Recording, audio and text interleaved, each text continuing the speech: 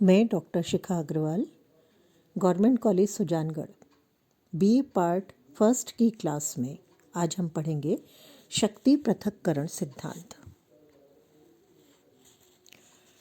शक्ति पृथक्करण सिद्धांत बहुत प्राचीन सिद्धांत नहीं है और एक तरह से इसकी आवश्यकता स्वतंत्रता के विचार में सामने आती है।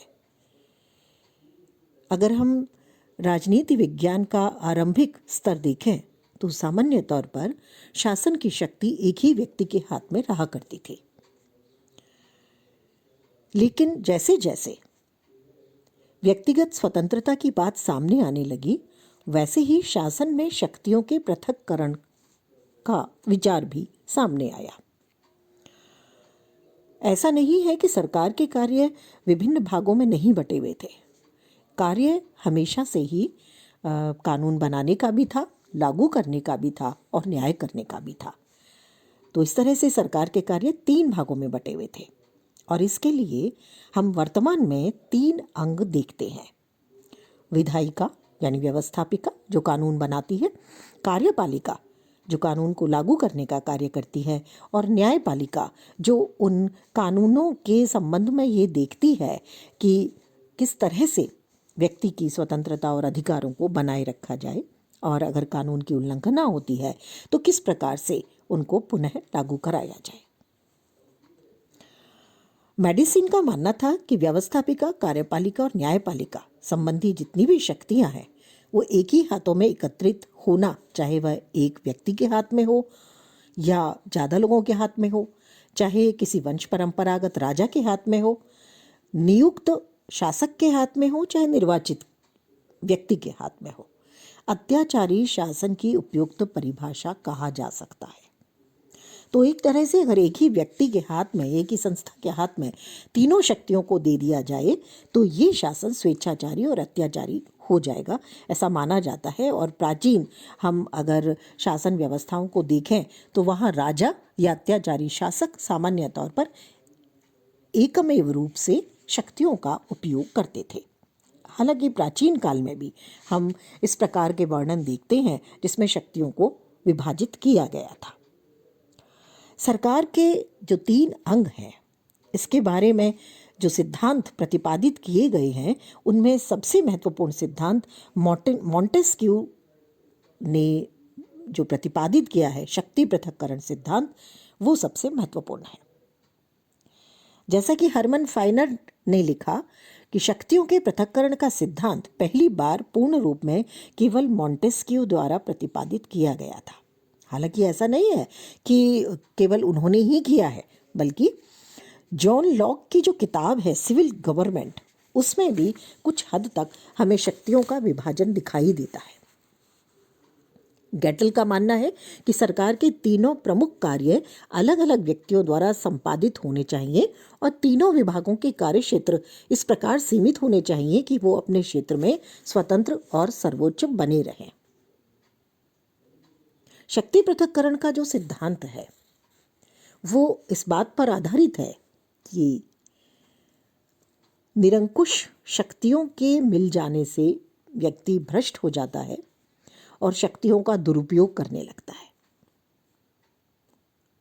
इस सिद्धांत को जिन्होंने प्रतिपादित किया है उन लोगों का मानना है कि हर जो सरकार का अंग है उसका अपना एक निश्चित कार्य है और वो उसी के अनुसार कार्य करे।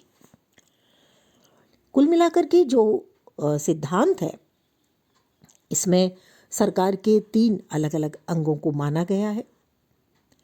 स्वतंत्रता अगर व्यक्ति की आवश्यक है और अगर उसे लागू करना है और प्रत्येक व्यक्ति को देना है तो इन तीनों शक्तियों को एक स्थान पर केंद्रित नहीं होना चाहिए। सरकार की इन तीनों शक्तियों की जो संस्थाएं हैं, कार्यपालिका, व्यवस्थापिका और न्यायपालिका, उनके जो कार्य को निष्पादित करने वाले लोग हैं या कार्य करने वाले लोग हैं वो भी अलग अलग होने चाहिए। यानी कार्यपालिका के सदस्य अलग होने चाहिए, व्यवस्थापिका के अलग होने चाहिए और न्यायपालिका के अलग लोग होने चाहिए। सरकार की शक्ति की हर संस्था और संस्था के कार्मिक केवल अपने अधिकार क्षेत्र तक सीमित रहने चाहिए, स्वतंत्र होने चाहिए और सर्वोच्च होने चाहिए। शक्ति पृथक्करण सिद्धांत की आवश्यकता क्यों पड़ी? इसके जो प्रमुख कारण देखे जाते हैं, उसमें पहला कारण है नागरिकों की स्वतंत्रता और अधिकारों की सुरक्षा को बनाए रखने के लिए शक्ति पृथक्करण आवश्यक है। क्योंकि अगर एक ही व्यक्ति सारी शासन की शक्तियों के लिए कार्य करेगा, यानी कानून भी वही बनाएगा, लागू भी वही करेगा और न्यायकर्ता भी वही होगा, तो ऐसी स्थिति में व्यक्ति के अधिकार और जो स्वतंत्रताएं हैं वो सुरक्षित नहीं रह सकते। दूसरी आवश्यकता महसूस की गई कि शक्ति की निरंकुशता और उसका दुरुपयोग बढ़ जाएगा अगर हम शासन की शक्तियों या सरकार के अंगों को अलग अलग नहीं करेंगे। तीसरी बात जो मानी गई वो है शासन कार्य को अधिक सुचारू रूप से सुविधाजनक तरीके से चलाने के लिए, क्योंकि हर व्यक्ति न तो कानून बनाने में सक्षम है, न उसे लागू करने में और न न्याय करने में। तो विशेषज्ञता के लिए जरूरी है कि शासन में विशिष्टीकरण और कुशलता लाई जाए और इसके लिए शक्ति का पृथक्करण करना आवश्यक माना गया। शक्ति पृथक्करण से शासन के जो अलग अलग अंग हैं उनका उत्तरदायित्व भी स्वयं ही सुनिश्चित हो जाता है, क्योंकि व्यवस्थापिका का कार्य अगर कानून बनाना है तो उसे कानून बनाने हैं, उसे लागू नहीं करने। अगर न्यायपालिका को उन कानूनों के संबंध में जनता को स्वतंत्रता को सुनिश्चित करने के लिए न्याय करना है तो ये उसका दायित्व है। शक्ति पृथक्करण से न्यायपालिका की स्वतंत्रता और निष्पक्षता भी बनी रहती है, क्योंकि तीनों अंग बिल्कुल अलग अलग हैं। अब आते हैं शक्ति पृथक्करण सिद्धांत का विकास कैसे हुआ। हालांकि बहुत प्राचीन काल में अगर हम देखें तो शक्ति पृथक्करण आज के संदर्भ में नहीं था। इस सिद्धांत की जो स्पष्ट व्याख्या है वो 18वीं शताब्दी में फ्रांसीसी दार्शनिक मॉन्टेस्क्यू ने की है, लेकिन उनसे पूर्व भी कुछ दार्शनिकों ने इसको प्रकट किया है। जैसे यूनानी दार्शनिक अरस्तु ने शासन के 3 काम बताए हैं, 3 कार्य महत्वपूर्ण बताए हैं। पहला है विमर्शात्मक, दूसरा है प्रशासकीय और तीसरा है न्यायिक। इसी तरह से रोम में शासन के 3 शाखाएं थी, 3 उसके भाग थे, अंग थे। पहला था सीनेट, दूसरा था कॉन्सुल और तीसरा था ट्रिब्यून। अगर हम रोमन दार्शनिक सिसरो और पोलिबियस के सिद्धांतों का अध्ययन करें तो वहाँ भी हम देखते हैं कि कुछ मायनों में शक्ति पृथक्करण के सिद्धांत को काम में लिया गया था। 16वीं शताब्दी में फ्रांसीसी विद्वान बोंदा ने इस बात पर जोर दिया कि शासन के कार्यकारी और न्यायकारी अंग अलग अलग होने चाहिए। जॉन लॉक का भी मानना था कि शासन के कार्यपालिका और व्यवस्थापिका अंगों को एक दूसरे से अलग रखा जाना चाहिए, नहीं तो भ्रष्टाचार फैलने की संभावना बहुत ज़्यादा रहती है। मॉन्टेस्क्यू का शक्ति पृथक्करण सिद्धांत क्या है, हम इसे विस्तार से पढ़ते हैं। ये सिद्धांत द स्पिरिट ऑफ लॉज में मॉन्टेस्क्यू ने प्रतिपादित किया। ये किताब है उनकी, और मॉन्टेस्क्यू का जो समय था उसमें निरंकुश राजाओं का राज था, स्वेच्छाचारी राज्य था और व्यक्तियों की सुरक्षा और स्वतंत्रता नहीं थी। ऐसी स्थिति में व्यक्तिगत स्वतंत्रता को कैसे सुनिश्चित किया जाए, कैसे सुरक्षित किया जाए, ये देखने के लिए मॉन्टेस्क्यू ने शक्ति पृथक्करण सिद्धांत पर विचार किया, क्योंकि वो व्यक्ति की स्वतंत्रता के समर्थक थे। 1726 में उन्होंने इंग्लैंड की यात्रा की और वहाँ प्रचलित स्वतंत्रता की भावना से बहुत ज़्यादा प्रभावित हुए। हालांकि जो उनका अध्ययन है ये एक गलत अध्ययन पर एक तरह से आधारित था, क्योंकि इंग्लैंड में शक्ति पृथक्करण नहीं है। वहाँ पर संसदीय व्यवस्था है और संसदीय व्यवस्था में व्यवस्थापिका में से ही कार्यपालिका अनिवार्यतः ली जाती है। लेकिन जब उन्होंने इंग्लैंड में व्यक्तिगत स्वतंत्रता की सुरक्षा को देखा तो वो इस निष्कर्ष पर निकले कि व्यक्तिगत स्वतंत्रता और नागरिक अधिकारों की रक्षा के लिए शासन की समस्त शक्तियां एक व्यक्ति में केंद्रित न होकर विभिन्न व्यक्तियों अथवा व्यक्ति समूहों में होनी चाहिए।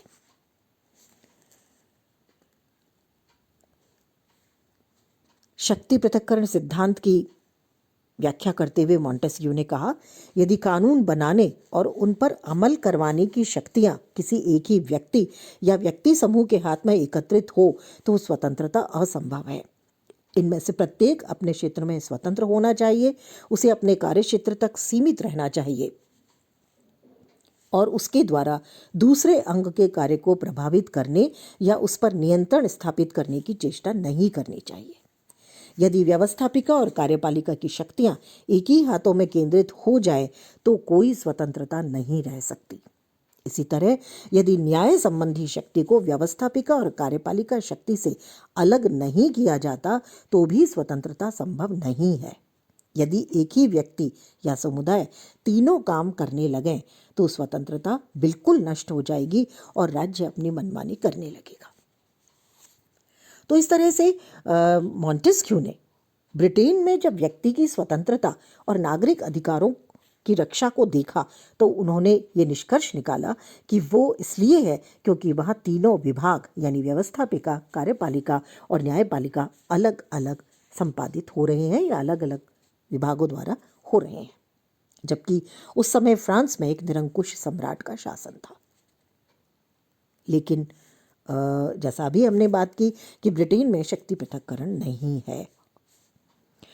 शक्ति पृथक्करण सिद्धांत की जो व्याख्या उन्होंने की उससे कुछ बातें हमारे सामने आती हैं। सबसे पहली बात आती है कि जो विधायिका है और कार्यपालिका है उन दोनों की शक्तियों का जब संयोग होता है तो व्यक्ति के जो अधिकार हैं उन पर मनमाने ढंग से कानून का निर्माण किया जाता है और उसका प्रयोग किया जाता है। दूसरी बात जो सामने आई वो थी कि विधायिका और न्यायपालिका की शक्तियों के सम्मिलन से व्यक्ति मनमाने ढंग से कानूनों का निर्माण और मनमाने ढंग से उसकी व्याख्या करेगा। यानी जिसके पास सत्ता है वो व्यक्ति अगर व्यवस्थापिका और न्यायपालिका में एक साथ काम कर रहा है तो वो कानूनों का निर्माण भी अपने तरीके से करेगा और फिर उसकी व्याख्या भी अपने तरीके से करेगा, जिससे व्यक्ति की स्वतंत्रता और अधिकार खत्म हो जाएंगे।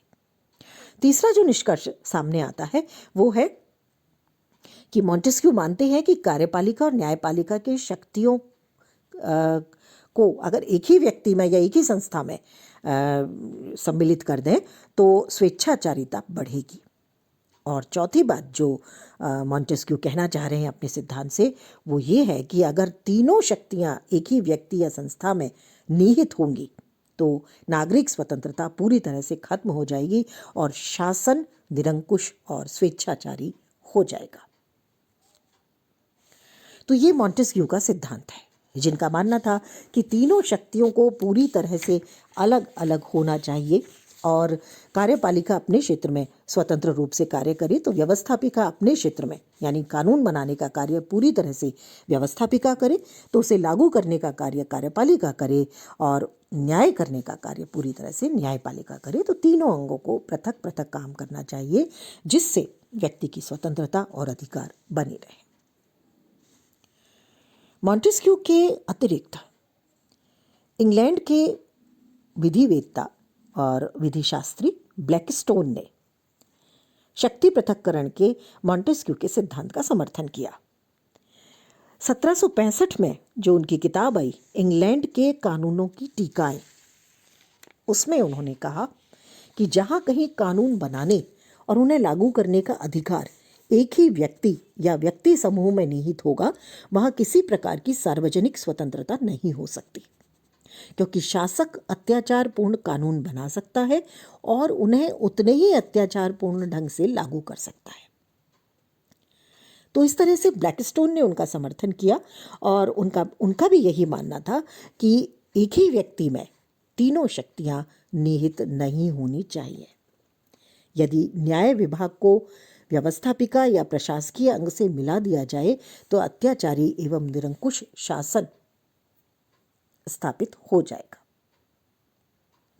तो इस तरह से ये था शक्ति पृथक्करण सिद्धांत का सैद्धांतिक स्वरूप, जिसमें अधिकारों की सुरक्षा के लिए, शक्ति की निरंकुशता और उसके दुरुपयोग को रोकने के लिए, शासन में विशेषज्ञता और कुशलता लाने के लिए शक्ति पृथक्करण के सिद्धांत को आवश्यक माना गया। और ये भी माना गया कि इस सिद्धांत से शासन के अलग अलग अंगों का उत्तरदायित्व सुनिश्चित होगा और न्यायपालिका की स्वतंत्रता और निष्पक्षता बनी रहेगी, और उसी के साथ व्यक्ति के अधिकार भी सुरक्षित रहेंगे, उसके स्वतंत्रताएं भी सुरक्षित रहेंगी।